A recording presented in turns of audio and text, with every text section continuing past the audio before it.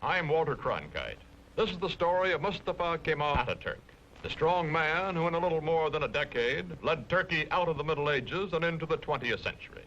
The story, The Incredible Turk, as the Prudential Insurance Company of America presents the 20th century.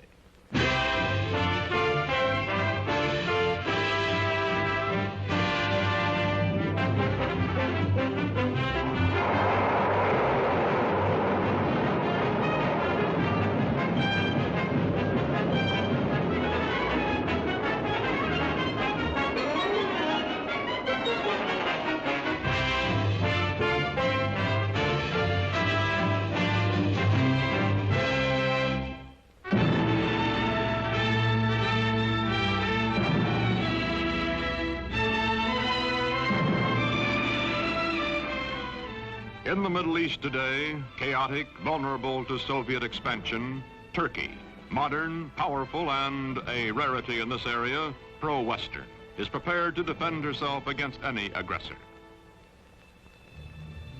This is the border between Russia and Turkey, guarded day and night. The red sentry does not know he is being photographed from across this border. He feels that he is being watched. He is also suspiciously watchful.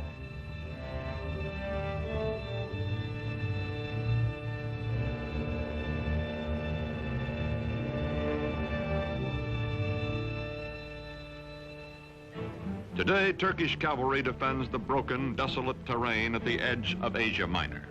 These cavalry squadrons are part of the strongest fighting force in the Middle East, the Army of Turkey, a democratic-minded member of NATO, military partner of the United States.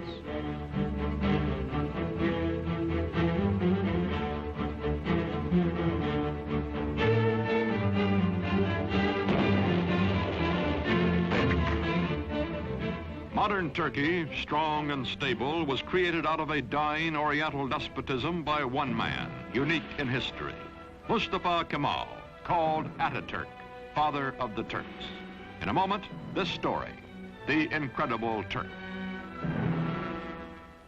By 1900, the Ottoman Empire, land of many races and religions, has lost her ancient tolerances and her world position, is reduced from medieval splendor to medieval squalor. Ruled by inept autocrats, ruined by foreign wars and exploited by foreigners, the people are sunk in poverty, lost in lethargy, mostly illiterate. The Turkish Empire continues to exist only because the European nations cannot agree among themselves to dismember her.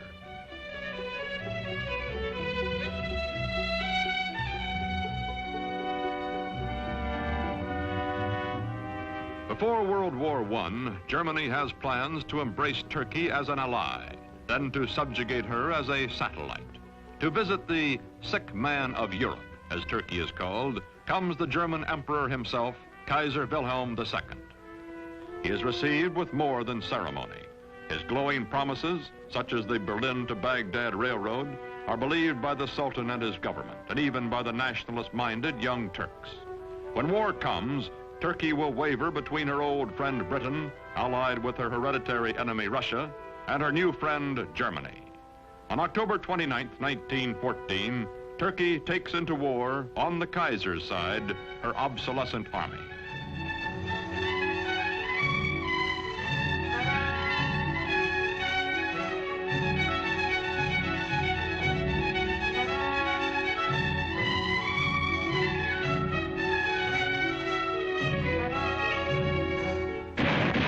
February 1915, the British plan to force the Dardanelles past Gallipoli, take Constantinople, and free Russian shipping in one naval campaign. Mustafa Kemal is an unknown officer commanding a feeble Turkish division at Gallipoli. His brilliant strategy and ferocious personal leadership changed the course of the battle, the campaign, and the war. After 10 months, the British signal defeat and steam away, leaving on the historic shore of the Hellespont a new hero in Turkey. One victory, one great military commander are not enough. The defeat of the Central Powers by the Allies brings the end of the old Ottoman Empire. It is carved away, leaving only Turkey proper, a much smaller and more homogeneous land which, with leadership, may become a nation. November 1918. The ships of the victors crowd the harbor at Constantinople after World War I. From the palace of a weak and corrupt sultan, there comes no opposition. Turks bowing to Mecca accept their fate.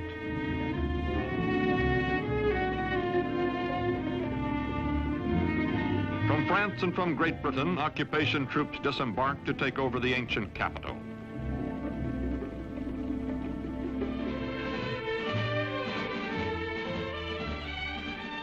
Sure that the Allied armies in Constantinople will do nothing to prevent it, Greece is preparing for an invasion of Turkey. On May 15, 1919, the Greeks land their troops.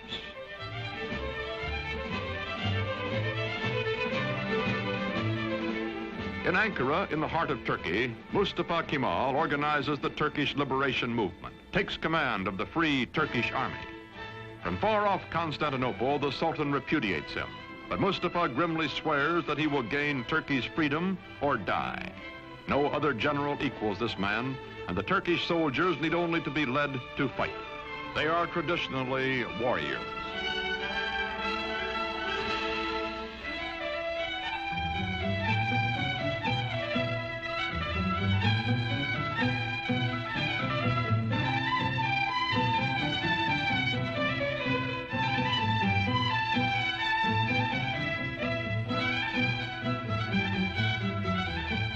Quickly, Mustafa Kemal gathers the forces of an occupied Turkey under his almost unchallenged domination.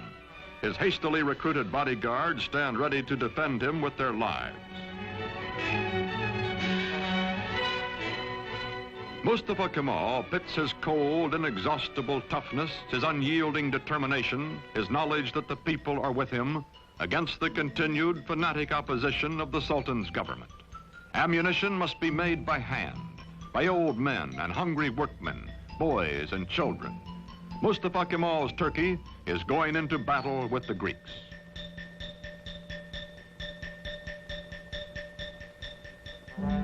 The war with the Greeks lasts 3 years, from 1919 to 1922.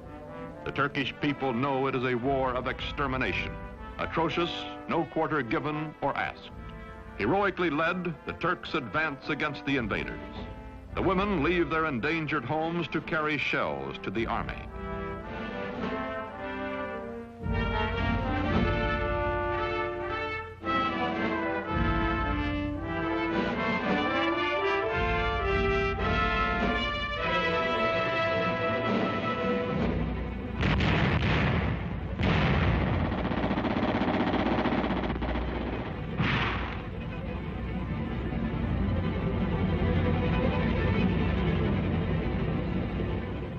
September 1922, the Greeks are driven back to the Aegean Sea.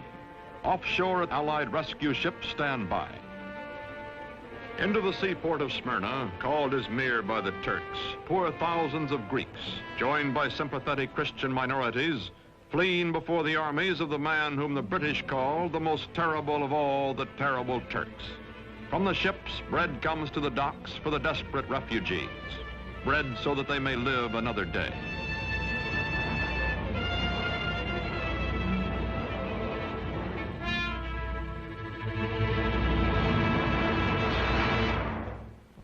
September 9th, 1922. The Turks enter Smyrna, last stronghold of the invaders. They take vengeance against the Greeks for whole Turkish villages wiped out, for their kinsmen massacred. The burning of Smyrna, the final atrocity that both the Greeks and the Turks disavow, ends a war that has become an unendurable nightmare for both sides. Its polyglot population takes to the sea as the flames destroy the great Homeric city.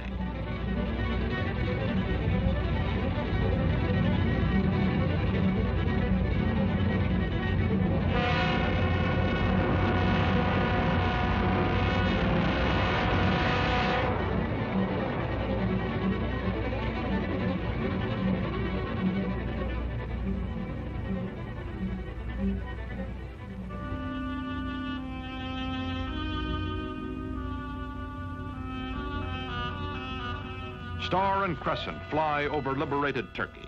Mustafa Kemal Pasha, married to a woman of Smyrna who personifies his ideal of Western freedom for all Turkish women, is chief of state and supreme commander of the army. With the winning of the war, he removes his uniform, never to wear it again. He is now granted dictatorial powers by the elected National Assembly. In Constantinople, to be officially renamed Istanbul, the foreign occupation troops are evacuated. In the fall of 1922, Sultan Mohammed VI, whose family has reigned for 7 centuries, fears for his life and goes into exile as crowds cheer his going. Mustafa Kemal's victorious army enters Istanbul.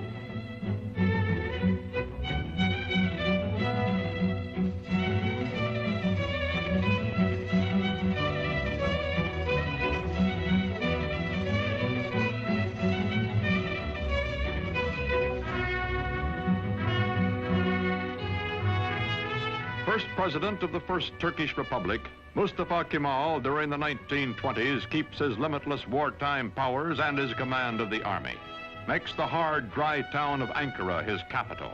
His fantastic dream is not of empire or conquest, but of creating a democratic Turkey, a new kind of Turk in his lifetime. The Ottoman sultans also had been caliphs, secular and religious rulers. Turkey's new government separates church and state. Instead of Friday, day sacred to Islam, when Muslims everywhere ritually cleanse themselves, the Western Sunday is proclaimed the official day of rest. Although Mustafa Kemal insists on personal religious freedom, it is known that he personally detests the gesture of abasement prescribed for worship when Muslims touch their foreheads to the floor in their brimless headgear.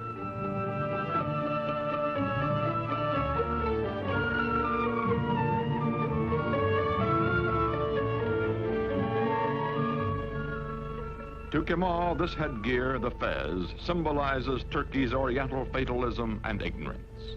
He will abolish it.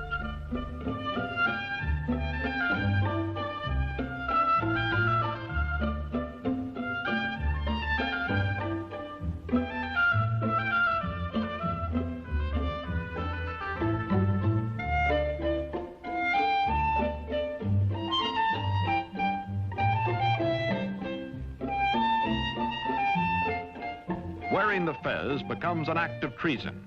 European hat makers unload in Turkey. But woe betide the foreigner who dares laugh at a Turk in his new hat. More than 90% of Turkey's 13 millions are illiterate. Mustafa, who earned in school his second name, Kemal, meaning excellent, himself takes charge of replacing the difficult, obsolete Arabic script. A new Latin alphabet, a revised and standardized Turkish language are prepared by experts bullied into haste by Kemal.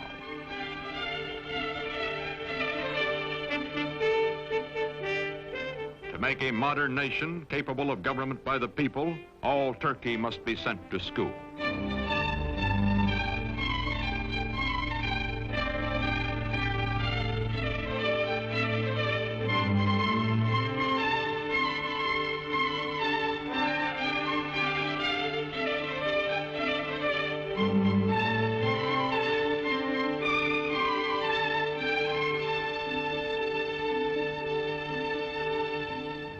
Islamic traditions are shattered.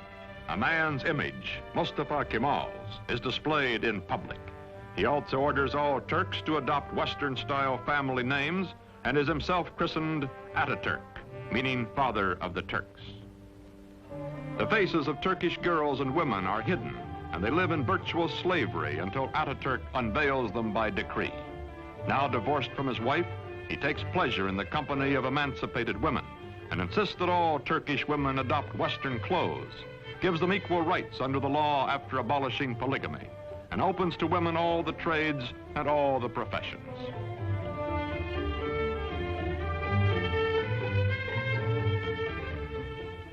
Ataturk, who has eaten the black bread of poverty and lived in the front lines of war, acquires the trappings of power. His proud, fiercely disciplined bearing, which annoyed his superior officers years before, does not change now that he acknowledges no superiors. The men around him treat him as emperors, and primitive chieftains and modern dictators are treated. Flatter and yes him, seek the smallest of privileges, such as lighting his cigarette.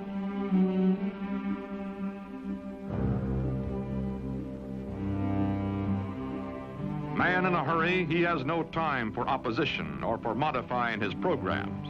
Is too concentrated to pay the slightest attention to the awkward and harassed civil servant who is about to drip peach juice on his shoulder, or to the waiter who will wipe it off.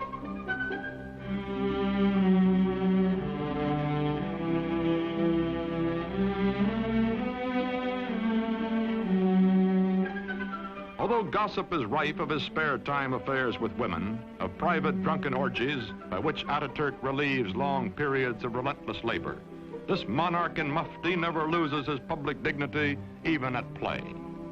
He is adored, also respected, also hated and feared and ruthless in dealing with those who oppose him. Now he goes into the countryside, to remote villages, to archaic farms, to rouse the lethargic and primitive peasants. His credo, Turk, be proud, work, be confident.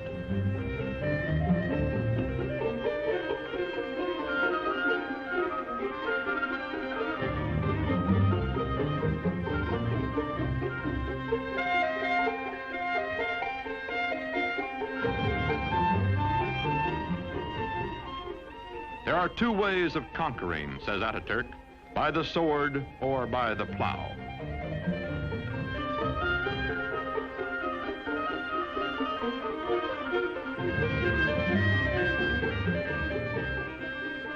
To show his phlegmatic peasants what he wants, he buys land, demonstrates the advantages of tractors. Ataturk, son of a civil servant, military careerist, now all-powerful dictator, becomes a model Sunday farmer.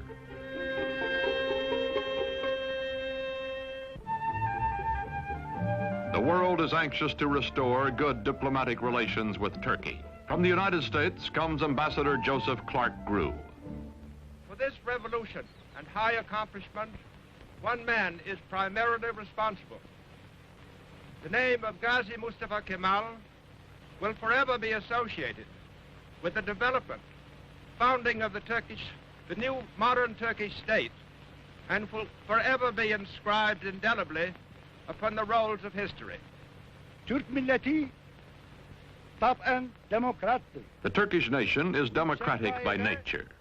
Zaten çok yükselmiş bulunan Amerika milletinin Türk milleti. I have no doubt that the American nation, which has gone so far in this ideal, is Turkey's friend in her aims. Bütün beşeriyeti birbirini sevmeye. This will not be all. Perhaps it can lead to a world of love, with all old prejudices erased, with all nations coexisting in peace and prosperity. When the Great World Depression of the 1930s slows down economic reconstruction in the country, Turkish people by the thousands wait for Ataturk to bring him their troubles and their problems. To the man in the street, Ataturk is his personal boss and his personal friend, willing to listen, wanting to help.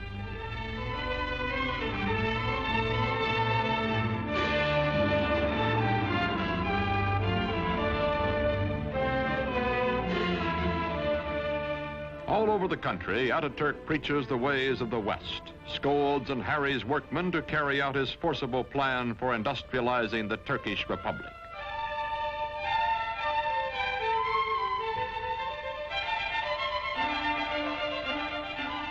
Turkey begins to move into the 20th century, builds dams, mills, factories. The tempo is fantastic. Industrial production under Ataturk increases tenfold. Still, there are growing pains, a poorly designed and poorly run heavy industry operating at a loss, profitable light industry deliberately run at an excessive profit to cover the deficit. Turkey's textile mills being a notable example.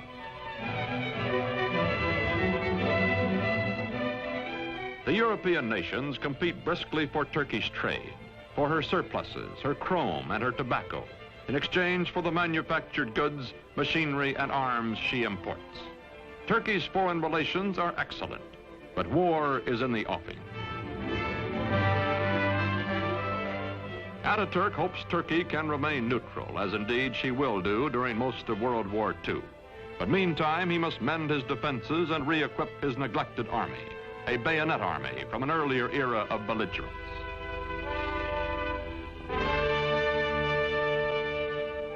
Turkey's dictator has said, Hitler will lead a dynamic nation to destruction by whipping its passions, and Mussolini will play Caesar. Time is proving him right. Aging now, Ataturk gives his personal fortune to the nation, lives quietly, spends time teaching the youngest of his 6 adopted daughters the alphabet he made all Turkey learn.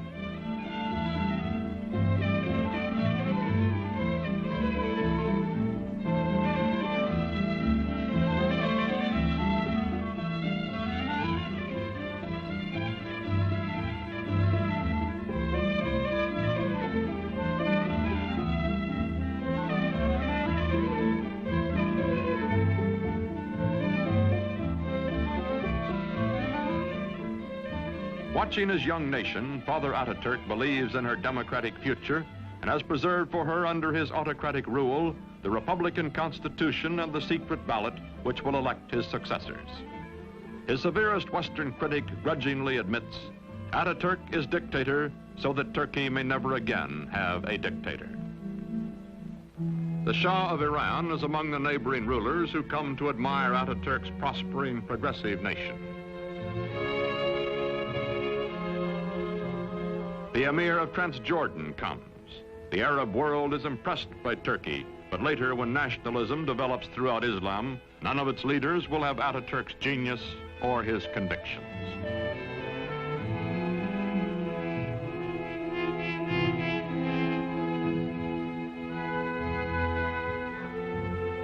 An ailing Ataturk spends much time aboard the yacht presented to him for his health by the Turkish people. Long ago, he has said, "I will lead my people by the hand along the road until their feet are sure and they know the way. Then my work will be done."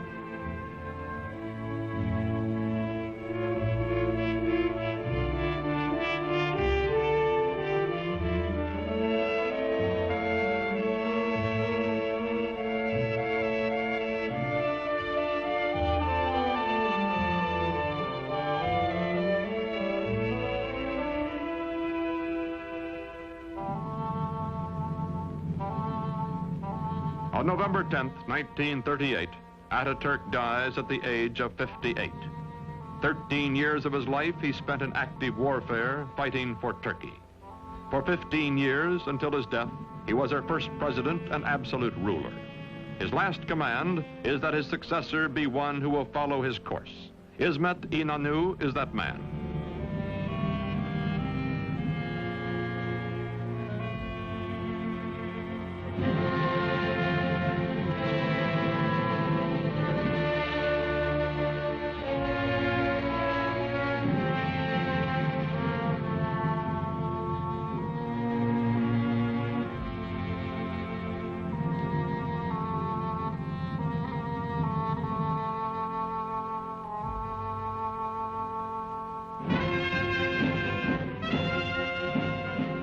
Today, this mausoleum is a shrine for his people, who well and truly mourned for Ataturk.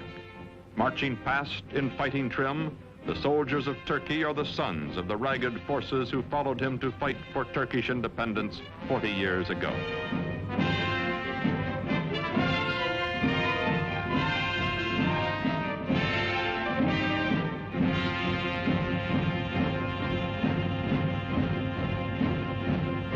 Modern Turkey is a vigorous ally of the West. She welcomes not only foreign products, but the foreign bases and men on her soil to help defend her way of life and her NATO alliance. Not all of her problems have been solved, however. Her economy is heavily bolstered by, some say virtually dependent on, Western aid. Her democracy is still far from perfect, and historians still argue about Ataturk, the man who in less than 2 decades made Turkey over. His methods, his tyrannies, his personal habits. Yet none denies the staggering achievements of the incredible Turk.